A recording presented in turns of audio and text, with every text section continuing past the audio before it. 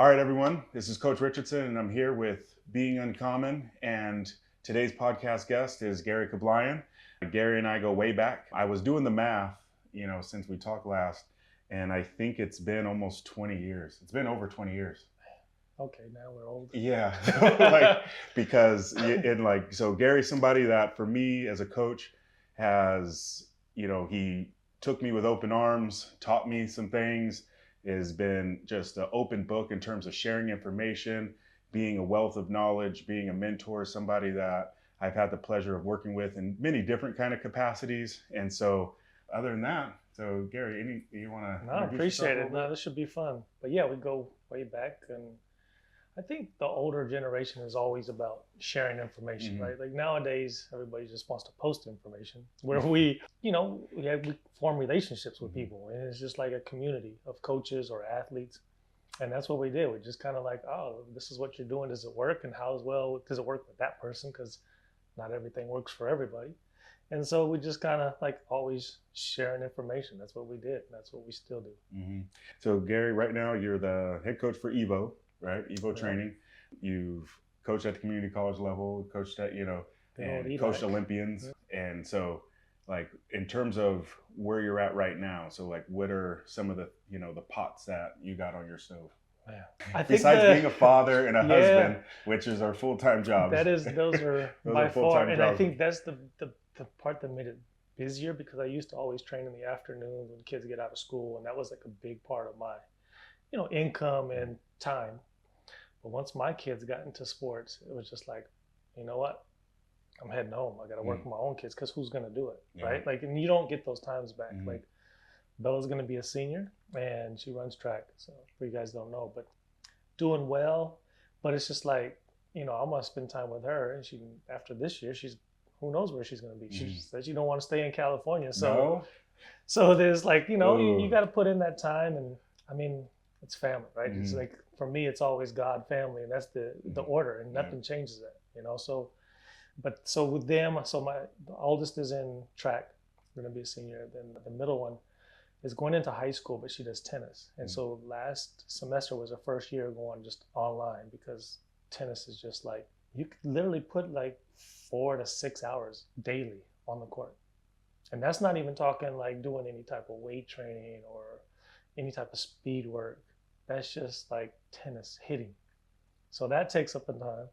And then my youngest just started hurdling. So that's fun, because I was the hurdler. So she's the hurdler. Other thing is, of course, I got my NFL guys. They just all left back to camp. So the most notable is Ross St. Brown, doing great. A couple other guys, Kansas City, Chargers, all that. So, and then we got USA track finals coming up in a week? In one day? Yeah. So I leave in a week. You leave on Wednesday? Yeah, I leave Wednesday night. I leave tonight to go to do a thing with Deshaun Jackson with his camps. So I still run his camps. Oh, wow. His fast camps. Where's that at? In Delaware. Oh, wow. So we'll be doing that, and then also doing stuff with his college guys. And then I get back Saturday, come back, and I leave Wednesday for U.S. Nationals with Asani Brown. So he's trying to make the final one, but two, trying to dip under that big hurdle of 10 flat. Yeah. So we'll see. He's gone 10.05. Okay. This year's probably been his most consistent year.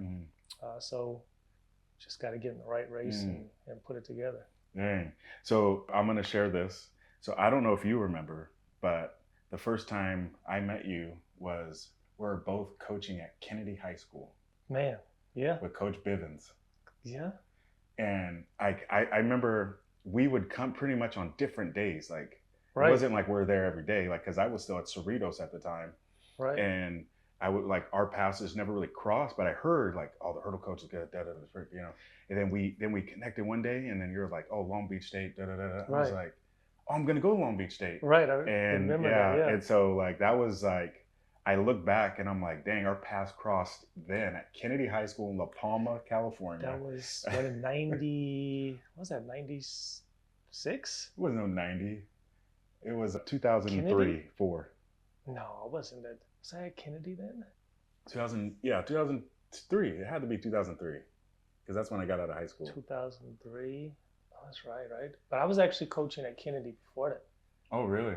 That's like the first place I actually coached at was at Kennedy High School. And that I had Ahmad Wright, who made it to state in the 110s and the 300s. And I want to say it was like 97, 96 or 98, around that time. Yeah. And so like with our podcast, or at least for me, is, becoming uncommon is looking at how people got to success and have done things. And it usually looks like a very uncommon path. Super. And you have to take risks, and you have to do things that might not be popular at the time. And, you have to believe in yourself and kind of trust the unknown. And so if I go back, right, and I'm going to senior or junior in college, and I ask you, I'm like, all right, what are you going to be doing in 10, 15 years? What would you have told me? In college? You know what? I probably would have said coaching, because I was coaching in college. So I probably would have said that. Okay. Now, did I imagine the path that I took and like all the obstacles, and like everybody was like, oh, I want to do what you do.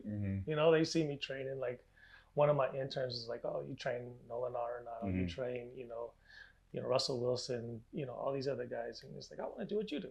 So I said, okay, cool. But you don't know where I started from, right?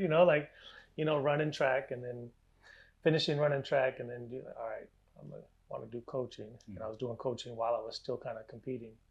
So I got the job at ELAC, and started coaching there. And that wasn't paying the bills. I had a daughter coming. So I would coach at ELAC in the morning till about 1 or 2. Then I go down and start up Evo, right? And I had Toyin Augustus, who actually ended up making the 2008 Olympics. So I was training her, getting that started, and then get home like around 7, eat, whatever, spend time with wife, and then head to work at 10 p.m. to work at UPS. And I work nights, get off at 5, sleep for like 3 hours, and repeat for 3 years. And I said, nobody sees that part of the struggle of how it takes to get to that side, right?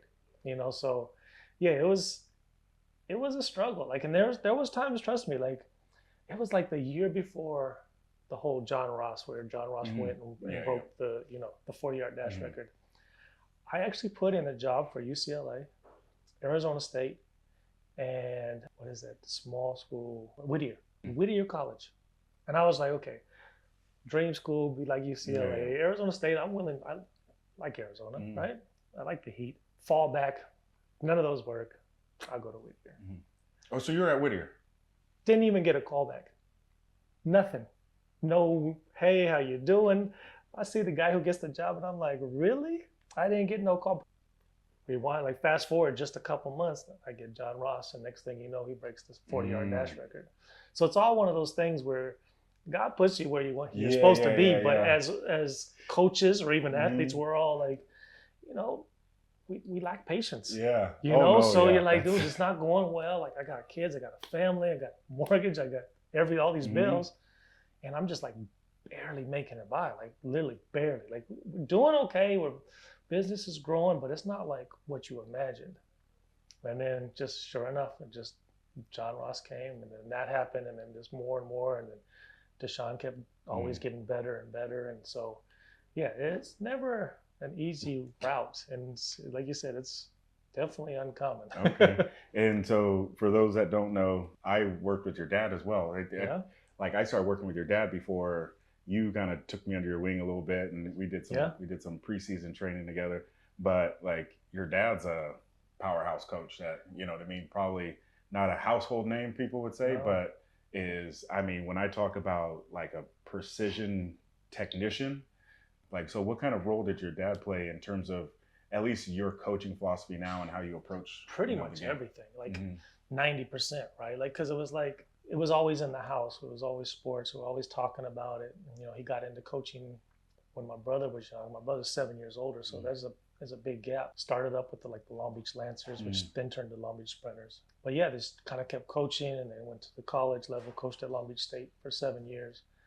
Then was like a level 5 IAAF coach. Like, so he's been a majority of his time just knowledge based, just going in and studying. That was his thing. He loved to read, loved to study, loved to get better. And he was also one to love to share it. Mm-hmm. Like, he loved people who would actually ask questions and was like really interested. And he would just like light up. Like, that's what he likes to do. Yeah. Like, even to this day, it's like, I come to the track, like look at somebody, I have the question, or like I run some questions by. Like, one of my athletes pulled their hamstring and we got like 5 or 6 weeks until she's got to run in those big games.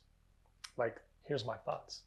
Like, I'm just going to dribble her and bound her. I'm going to get the speed aspect and I'm going to get the power aspect, and we're just going to do that because it won't mess with the hamstring. And I was just like, all right. So those are the kind of things you always like, lead off of him. But most of your top end coaches, like you say, they're like not on the radar. Like, how much is John Smith on the radar, right? But he don't post nothing. Like, he's still a great mentor. I see him in like talk shop all the time, right? Like, Dan Paff, another one of my mentors. Joe Douglas was my wife's coach, but also a great mentor as far as learning the distance side, but also how that applies to, with the 400 hurdles and stuff like that. And then the late Charlie Francis came in when I had my hamstring.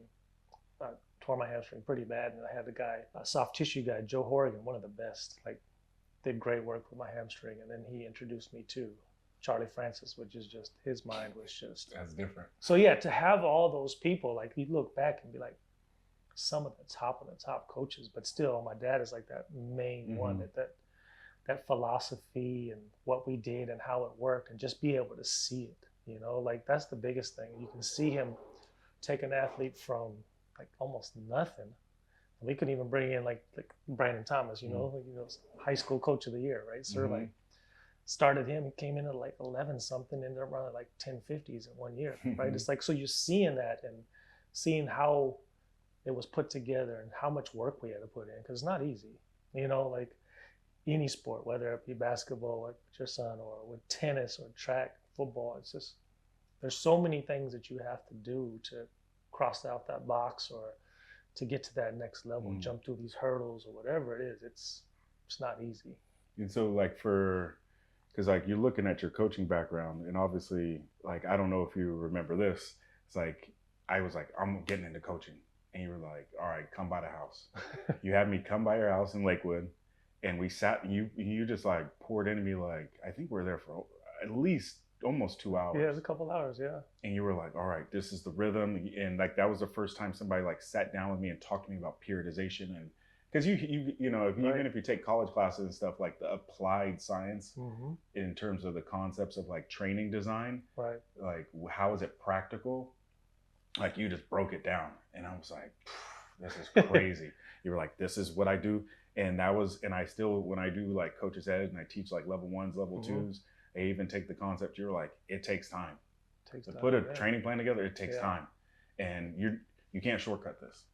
And I was like, and from that point, like, it kind of really changed and reshaped like how I approach just training. I think that's how a lot of, like, how I've always approached things. Like here's the goal. And you kind of like work backwards from there. I always find it just like easier, like, to kind of work with it. Because if you get caught up in the day to day, like, you get lost, right? Sometimes you like, oh man, this is gonna be tough. Like, how do I finish all of this? But sometimes if you just like, all right, let's work backwards. Like, here's our goals, and here's things that you have to hit, and so how do we get there? And then, you always have a thought in your head, and you always have a plan, and then how well does that plan stick is usually never great, but it's always the plan and the thought that goes into it, right? Because I think that's the biggest thing, is giving it thought about what you do, what that person needs. And you could have 2 athletes.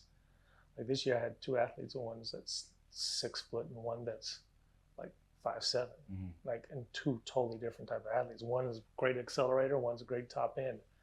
Now, how do you make a plan for them? And it's usually, it's similar, but then there are also difference. And so it's just, having a plan is always the biggest thing. Like, you gotta put something on pen to paper. Like, even now, I always have a hard time going on the computer and typing it in, which I've gotten used to now, but back in the day, I fought it so bad. Oh yeah. I'm just like, I still have my notebooks. I go through about 5 or 6 notebooks a year. But it's funny because like, they're like half or 3/4 full. I just go to the next one, and I'm just like constantly revamping it. But it's good because you can always go back. Like, if you get like, sometimes you're like, okay, all right, we're at like this point. This is a juncture. Like, okay, which way do we go? Well, you got all those books from before. I can just go back and like, okay, what did we do before with this person? Because this was kind of similar. It's good to go back and look and see what worked, what didn't work, and all that, and just kind of make a educated decision. Yeah. So like now looking at obviously through your journey, and you're going through different things, and it seems like, because like that's where I think a lot of people would be like, oh, because like I think getting into coaching, you think the pinnacle is coach Division I, at least in our sport, right? Right. Like that's like it. Right. And so like, do you, even now, I'm thinking more like now, do you get, I think I know the answer, but just kind of, do you get the itch to want to jump into that world? I do. Like just the competitiveness of the college, you know, like there's something about the whole team camaraderie. I know it's probably changed now because I've been out of it for a while, but with people, you know, going from school to school, but you know, I was all Long Beach. Like you couldn't tell me nothing. Like we'll step against USC, UCLA, we've actually beat them, and you know, like I'm always very competitive. We could talk trash and have fun afterwards and hug it out and be like we're good, great friends, right? But at the same time, it's competitive. It's fun, right? That's why we do sports. Yeah. But yeah, I kind of miss that whole like just that you got these kids, you can actually, they're moldable, right? You know, they're kind of like at that time where they're looking which ways they're gonna go.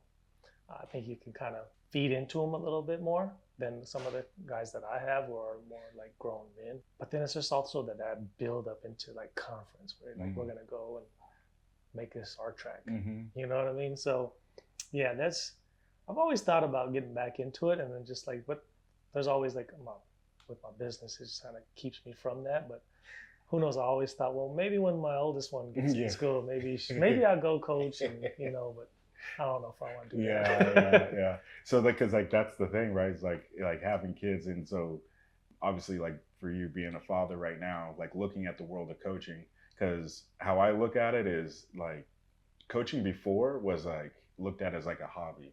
Now 100%. It is a profession. Like it is a bona fide profession. It is a industry in of itself. Man, it's changing so quickly. Like that's what I mean. People can have private businesses and make a living.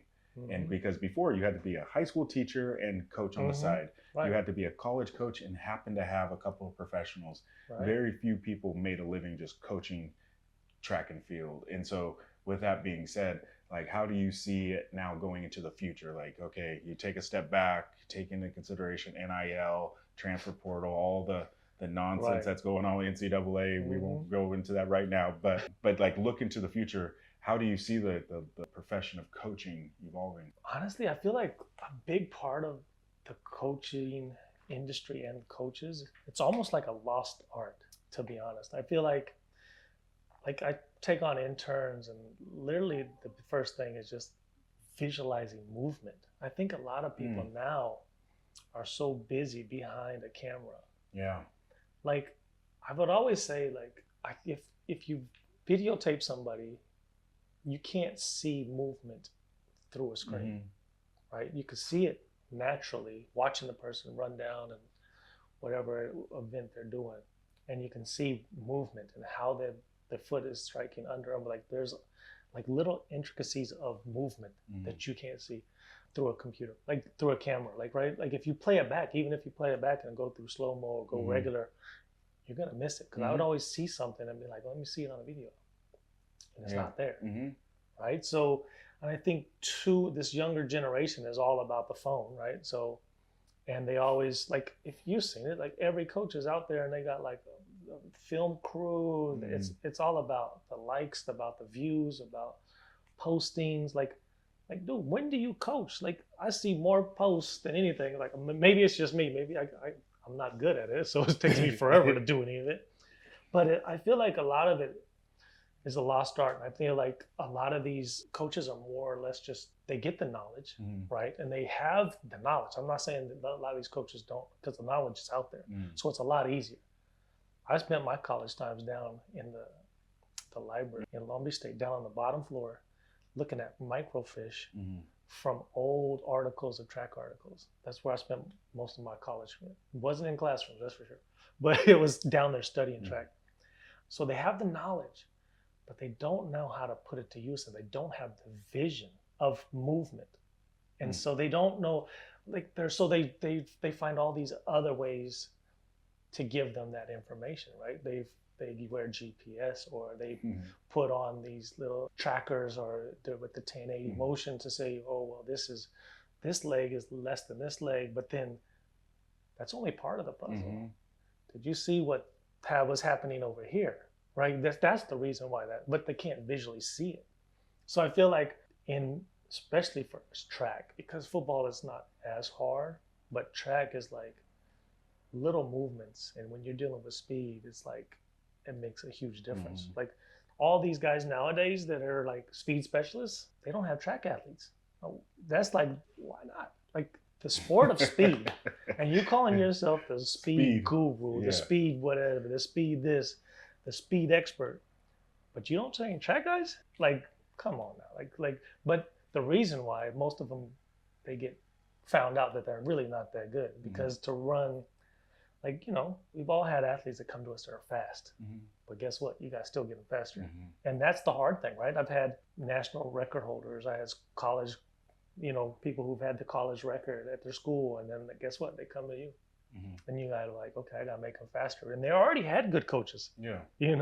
So that's where it becomes hard, and it's just the day in, day out.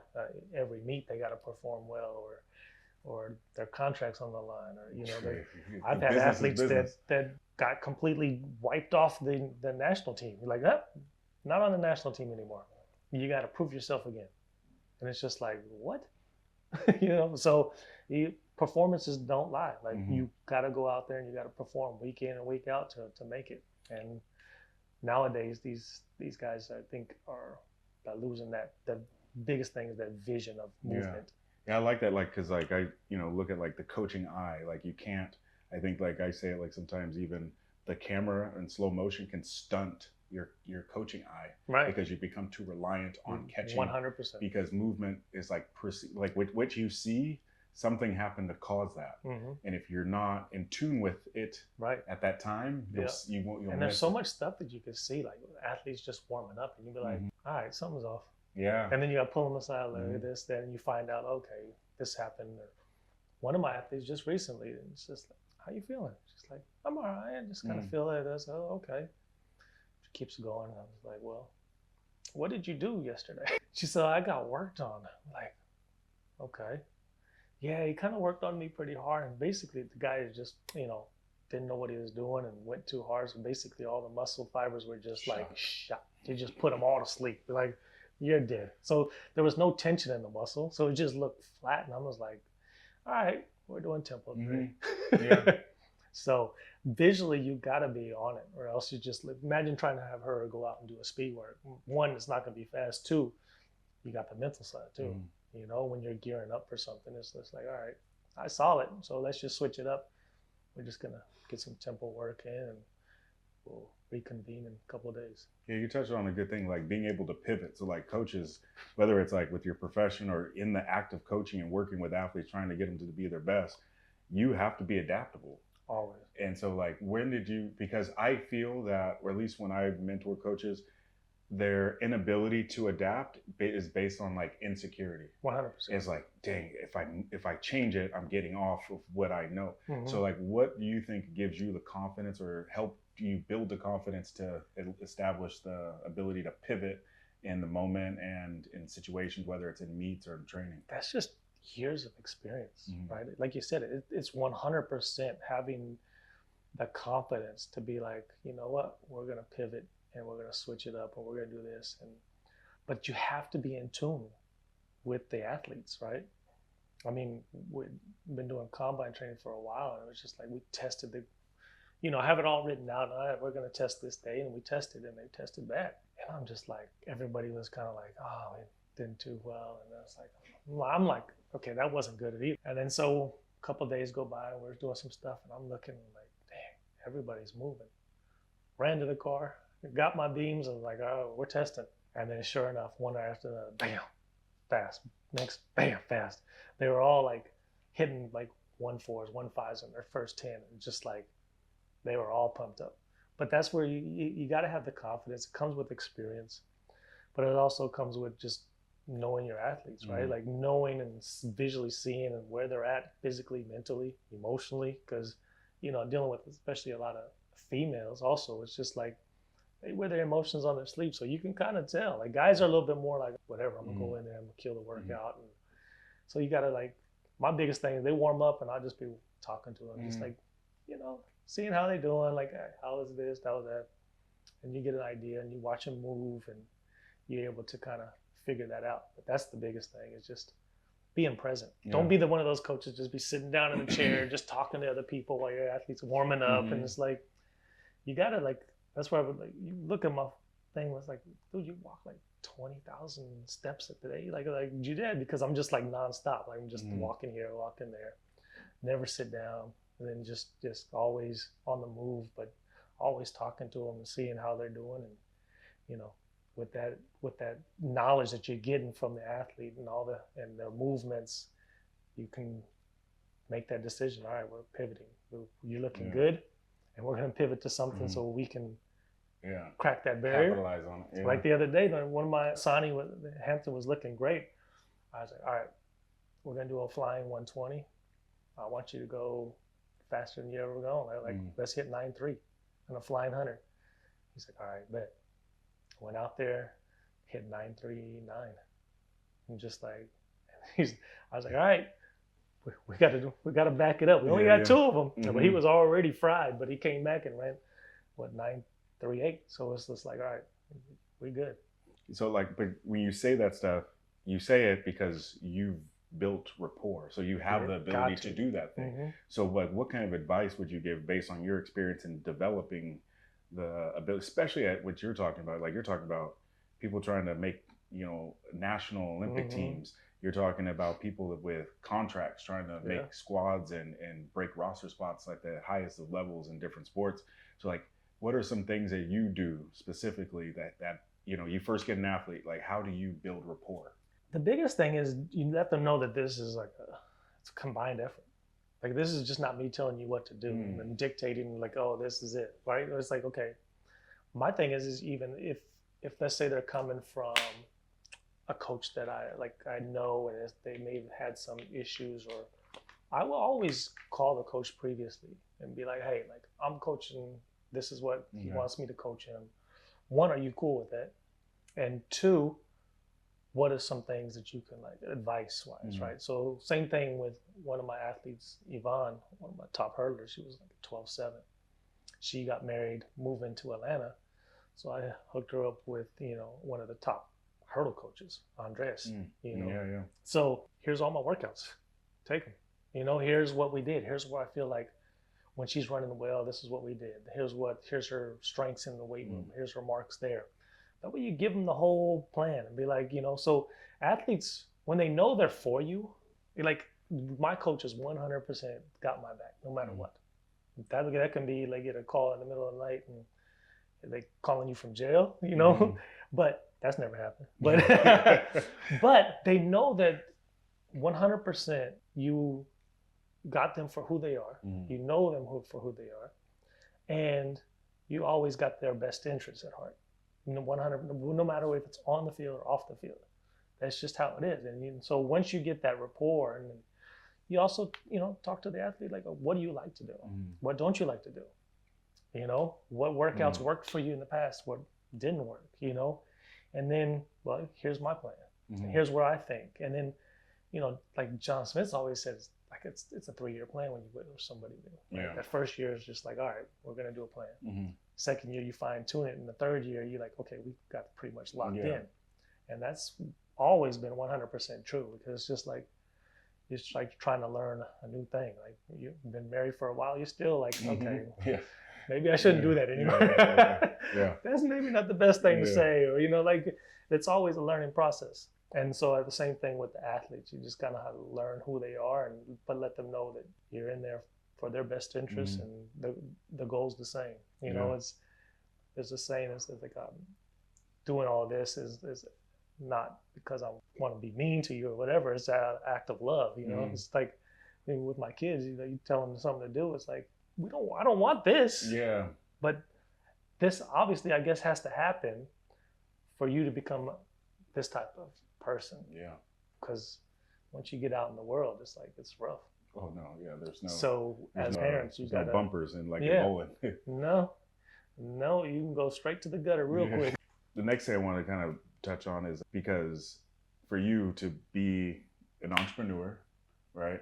Like, and betting on yourself, like that's pretty much kind of what it is, right? Like that's the life. And so obviously you have trust in the things that you do, how you do it, what you do.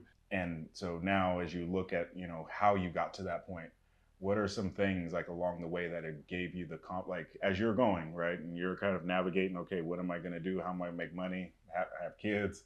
What are some things along the way that kind of gave you that confidence? Was it like people, relationships, situations? Like what are some of those things that maybe gave you the confidence and the positive mindset to, you know, kind of bet on yourself? It's been only that I would probably narrow it down to one thing is results. I've been able to get results with all athletes, no matter what sport, no matter what the goal was. It's like with Kenny, right? From Eli, you know, took him in, and 4 years later, he's the flag bearer in the 2012 Olympics, right? It's just when you pour your heart into something and you do it, like the biggest thing is you want to be an asset for that person to reach their goal. So it's almost like a bridge, right? Like how you can get from here to there and there's no bridge, right? You basically I feel like as a coach, we're that bridge and we're going to help them build to get across, to get to that goal. And their goal is on this little small island, right? And I feel like that's what's really kept me going is that obviously I've been given this gift for some reason. And if I'm always able to keep getting these results after results after results, and trust me, it's not that they came by it easily, right? This is like, you know, hard work. Like you always gotta, I think as coaches, we always kind of, I wouldn't say second guess ourselves, but we always want to make sure we're doing the right thing. Yeah. Right? You don't want to like that internal audit. Right. Yeah. Like one thing I also think is like if an athlete doesn't succeed, I will always put it on me first. Yeah. And be like, I got to look at if there's anything on me or in my program or what I did for the reason why this person didn't succeed. And I will go through the whole checklist and I will always find something that could have been better, that I could have done this, that I couldn't have done that. But then also the athlete has to do the same thing, right? And I don't think a lot of athletes want to do that. And I think a lot of coaches will never do that. Like I've seen so many coaches like, well, he didn't do this, he didn't do that, he didn't do that. You're just quick to throw him out under the bus. But if this is a partnership, we're 50-50. So he can't be 100% wrong. And I'm fully clean, you know?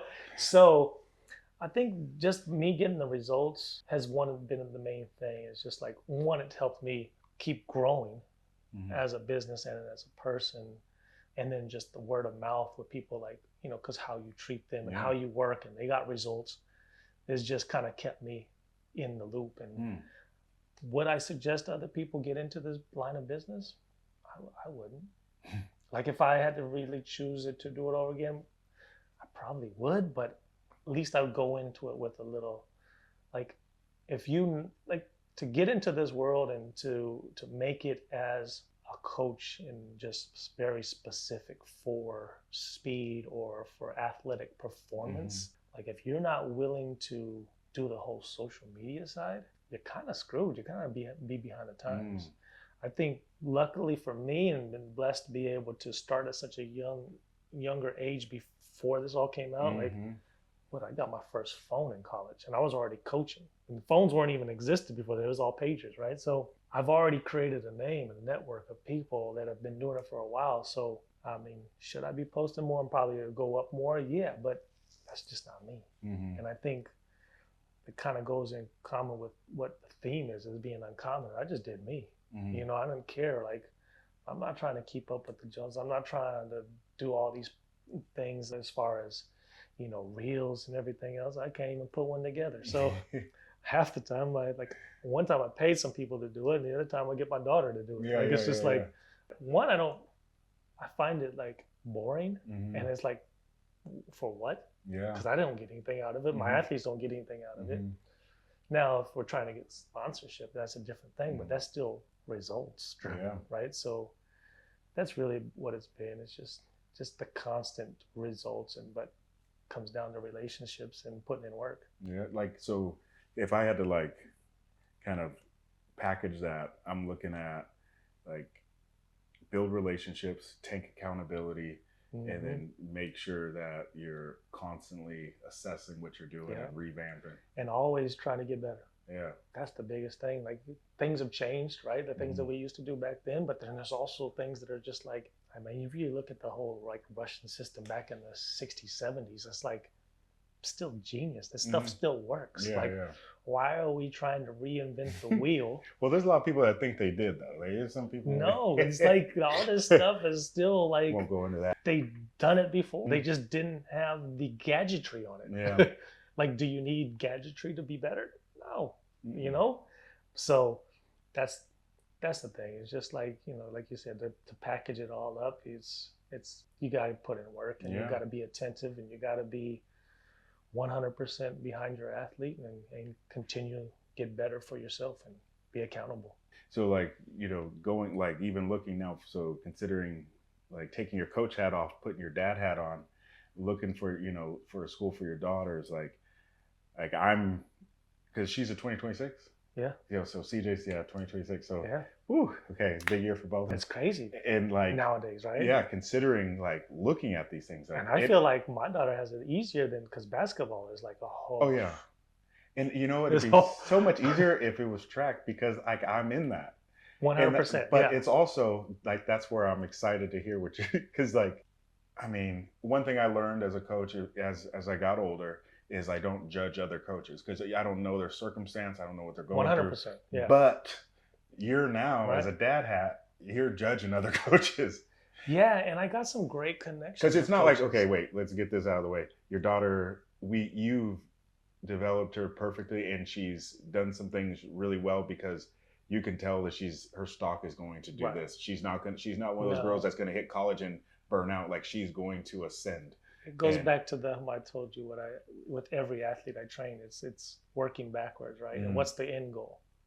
And for her, the end goal was, for me and for her, which was, she thought of it herself. She wants to be in the Olympics like her mom. So, okay, so if you want to do that, things have to be done correctly from the beginning. Yes. Right? So you're just not going to go out there and just run them like crazy. Yeah. And now you're the phenom of youth track. You could have been the killer 10th grader. Right. So there's people out there that when we started, the girls were way up there, and be like, man, they're fast. That's great. Cool. And then every year. Like, they're getting better too. Yeah. But then she's bigger chunks. Yeah.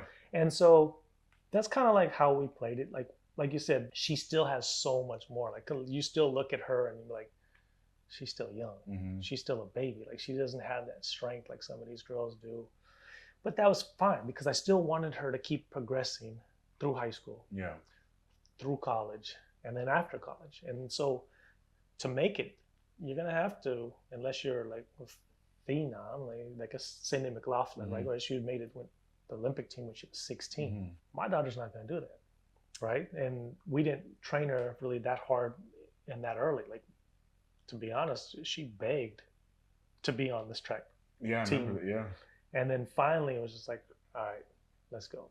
Now, looking back, it was a mistake for me to keep her out that long, because the first year in high school was a shock to her system. And she almost like, because of the length and intensity. And but she didn't do that many races in middle school. No. I was like, she gonna race this week? No. You gonna race this week? No. I was like, in middle school she raced 4 times. Yeah. And one of them was a prelims finals Saturday, Sunday. Yeah. And that was it. Would she train? A little bit. Yeah. And that was nothing serious, more or less, more speed work, more technical work. That was it. But she was a 400 runner. Like, even my wife to this day still thinks that she might be an 800 runner. Yeah. We won't say that. I'll edit that part. And she might be 100% a great, but mentally she needs to grow into that. Yeah. And then strength-wise, physically, you would have to grow into that. So that can come. And I always tell people, like, you don't need to train like a distance runner because you're going to be a distance runner. Let's start off and let's train like this and get the speed aspect, because how many of these distance runners wouldn't kill to give that type of speed that some of these athletes have, right? If you look at the top distance runners, look at them run, they run better than some of the sprinters. Yes. I was like Matthew Situitz watching just do striders. It's like, it's beautiful. It's so yeah, with putting on the dad hat it's kind of nerve-wracking, right? Because you want to, and the other part of it is, like I said, I know some great coaches. So she likes the schools. I like the coaches.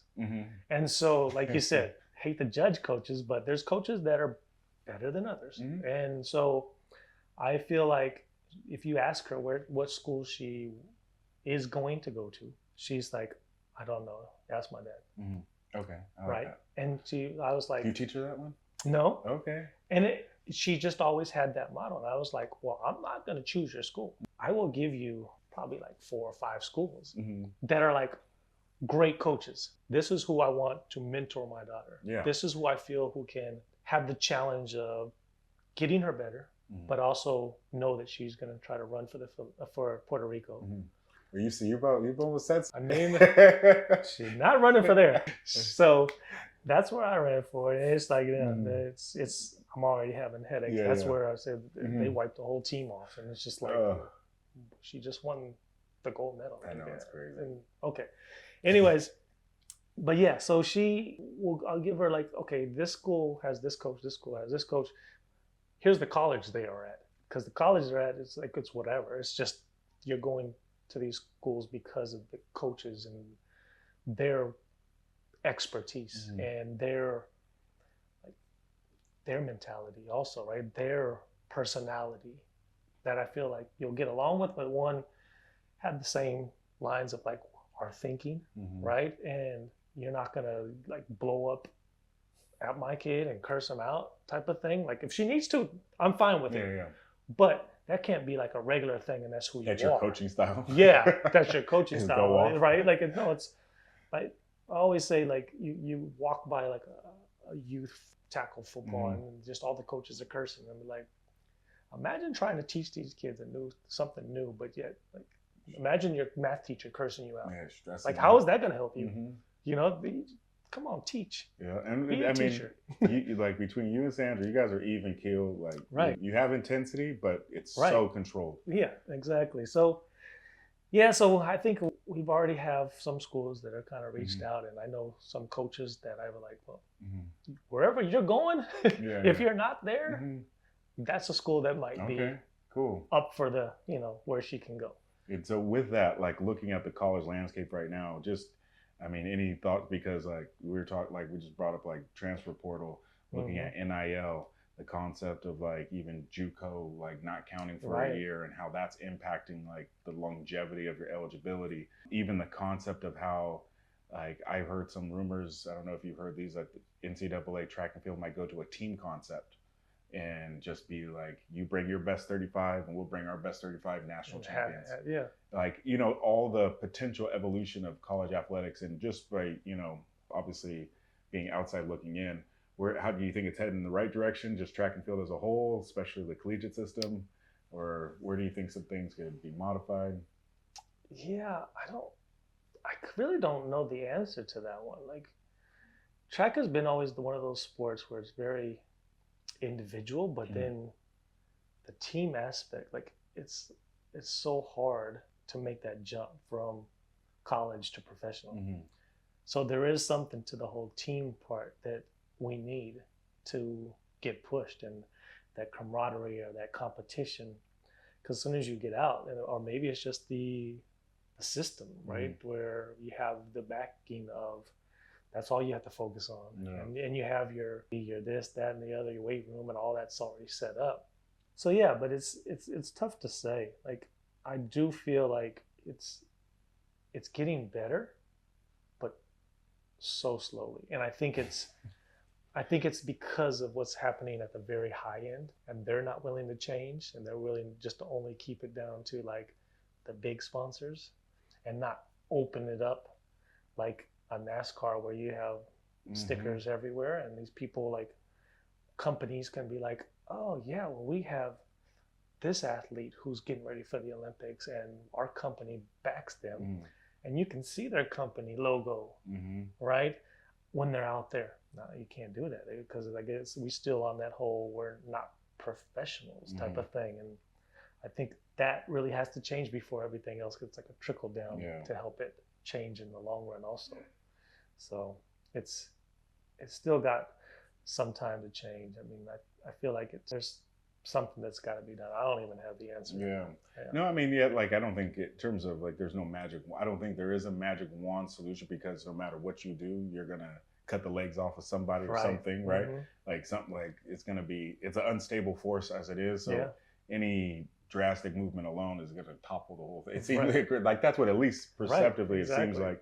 But just as like a state of our sport, just because like I know you love the sport, I love the sport. It's done so much for us, but just to kind of see that it's constantly in flux, is a little disheartening. Yeah, and I always like the part where they bring out, because I don't really feel like the general population, now they use this miles per hour, but I still don't feel like they really get how fast these guys are, or how high these guys are pole vaulting, or how high these guys are high jumping or long jumping, or even the shot put. Like these guys nowadays are like, they're flicking that thing so far. And that's where like the whole track league thing, where it's like, to me, like some of the best, most entertaining competitions was the men's shot put. Like I'm not even a field event guy type of thing, but like they were killing it, and they're bringing energy, and they're bringing the results and the competition. Like to just leave that to the side, it's like, okay, that has to be in there. Like they're doing too great of a thing, and there's so many of them also from all different countries. But yeah, I like the part where they put it out in the streets or in a mall, and it kind of gets people to see up close and how fast and how far and everything.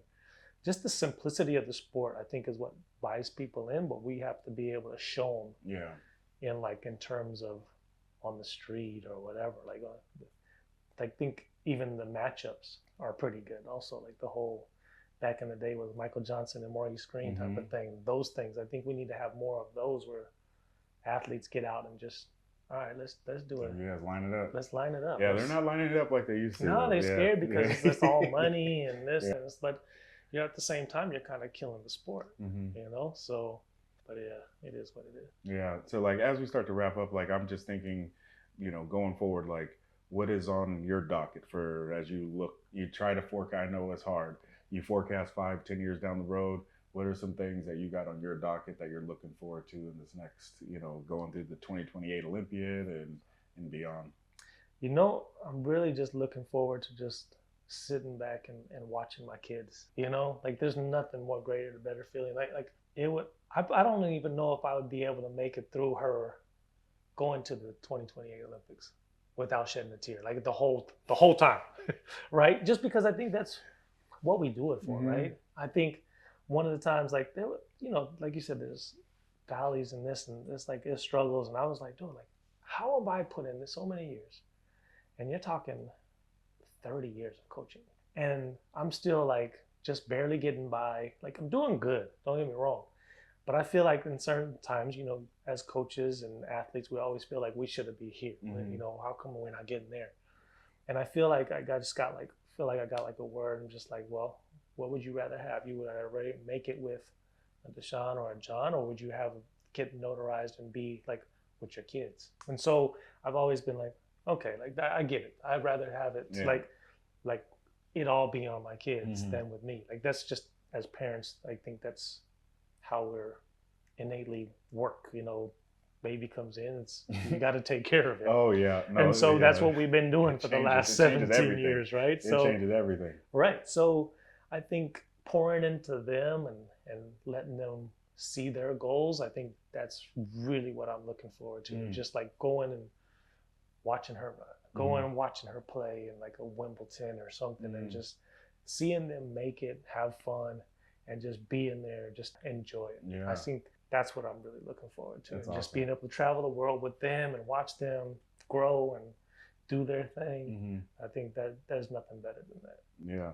And so like, kind of tying things together, like I said, for me, this podcast is just an opportunity, one, selfishly to connect with people that I care about and have had great relationships with, and has gotten a lot of information. You've been a great mentor of mine for so long. And also like, especially for athletes and parents that are going through the world of sport or business, and like realizing that the path or journey that you might think you need to be on it doesn't always map out like that. No. And I think you touched on some really good things as it relates to how you've navigated that journey, believed in yourself, believed in your family, and allowed God to kind of be that conduit of those 100%. things. And so, like, what is maybe a word you would give back to like your younger self? Like, you go back, like, you know, you're graduating college and you have a chance to go in a time machine and give yourself some advice. What is something you would leave yourself with? To enjoy the process. Don't worry about it. Just enjoy it more. You know, I think we all get caught up in the day-to-day, the paying the bills. But I think if we all as coaches are very impatient. So it's like, sit back and enjoy it. You know, that's the biggest thing. It's like, if you're doing things right and you're doing people right, you can't fail. So just sit back and enjoy it and do things the right way, the correct way. And I guess nowadays, be uncommon, right? Yeah. Do what's right for people and help. That's what we, as coaches, we're just helping people. Yeah. To reach a goal that they couldn't do without you. Yeah, because I would say coach, like the word coach or be called a coach is like one of the greatest honors. Right. Because like you're given control over somebody's hopes, their dreams, and they're putting their blood, sweat, and tears into achieving something. And it's really like... And for a lot of people, this sets them up for the latter part of their life and what they're doing, right? It's like, there's so much you can get from sports. The discipline, the drive, the determination, the waking up, and knowing that you have to put in work to get to there, that it's the same thing in everything you do. Whether you're trying to be a millionaire, you got to work. Nobody's going to just hand it to you, you know? So, you know, whatever it is in technology, you know, that's blowing up, it's like you still got to put in work because whatever you feel like is the end thing to be doing, everybody else thinks you're not doing. You're not doing your workouts off of ChatGPT. Is that what you're saying? I didn't even know you could do that. Yeah. Someone was like, "Oh, I did. That's my rehab off of ChatGPT." What? Let me see. It wasn't too bad. Yeah. Now there's some things that I was like, don't do that. And you should probably do this. But I mean, it wasn't that bad. I was like, that's kind of scary. Yeah, because I told my wife after COVID, I was like, man, if there's no coaching, like track, like this is all I know.